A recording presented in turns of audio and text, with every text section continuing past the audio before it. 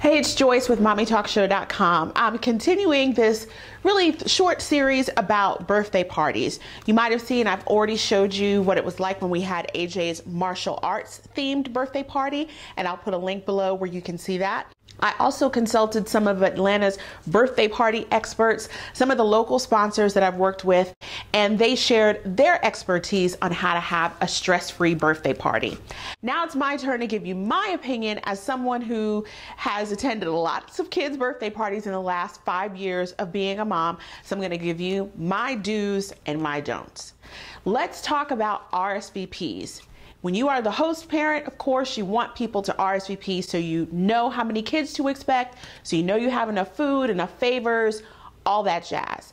If you are the guest, you should RSVP in a timely manner. Related to that, if you are bringing additional siblings and guests, you should first talk with the host parent, and if it's at an outside place where they charge per child, you should offer to pay for the additional siblings and the additional guests that you're going to bring. Now, the host may tell you, don't worry about it, I got it. The host may also tell you, thank you very much, that's an additional whatever that amount is. In this day and age, it's really not, I don't think it's fair to assume that you can bring additional guests to a party, especially when most places charge per child. Now let's talk about gifts. Now AJ, has been blessed. Every year we have a birthday party. He gets lots of great gifts. I don't give them all to him at the same time, but that's another point.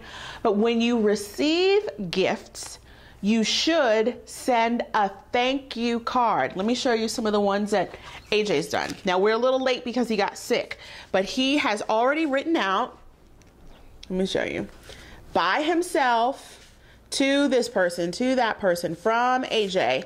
I'm writing a thank you card for Mac.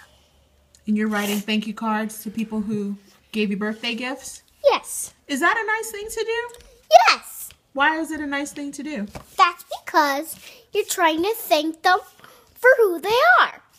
And for giving you a gift? Yes.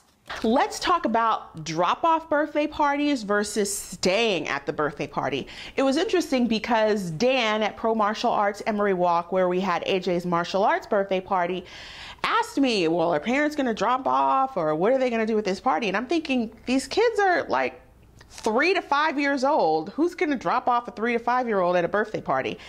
And apparently that is a thing that people do. Now, in my opinion, unless it is expressly, spelled out in the invitation, I would not assume that any birthday party that you're invited to is a drop-off birthday party. And I don't think drop-off birthday parties typically start until they're like 10 or 12. Am I wrong?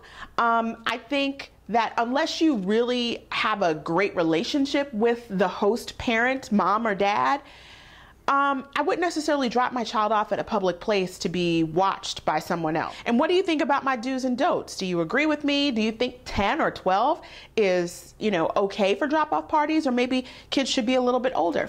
This is Joyce with MommyTalkShow.com.